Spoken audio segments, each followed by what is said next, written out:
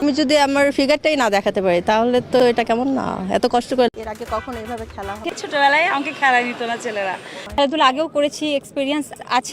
সম্প্রতি শেষ হওয়া সেলিব্রিটি লিগ ক্রিকেট টুর্নামেন্টের বিরুদ্ধে লিগ্যাল নোটিশ পাঠিয়েছে হাইকোর্টের এক আইনজীবী।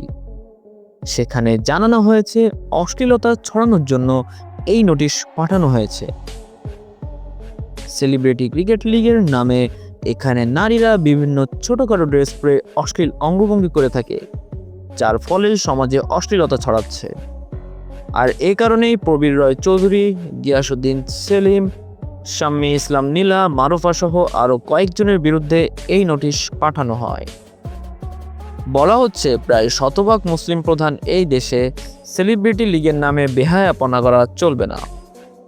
একজন তো ডিরেক্ট বলেই ফেলে যে ছোট ছোট জামা পরে যদি কাউকে দেখাতেই না পারি তাহলে তো এ কষ্টের কোনো মানে নেই। আমরাও চাই এমন অশ্লীলতা বেহায়াপনা বন্ধ হোক। আর কে কে আমার সাথে একমত সাবস্ক্রাইব করে যাবেন তারা সকলেই।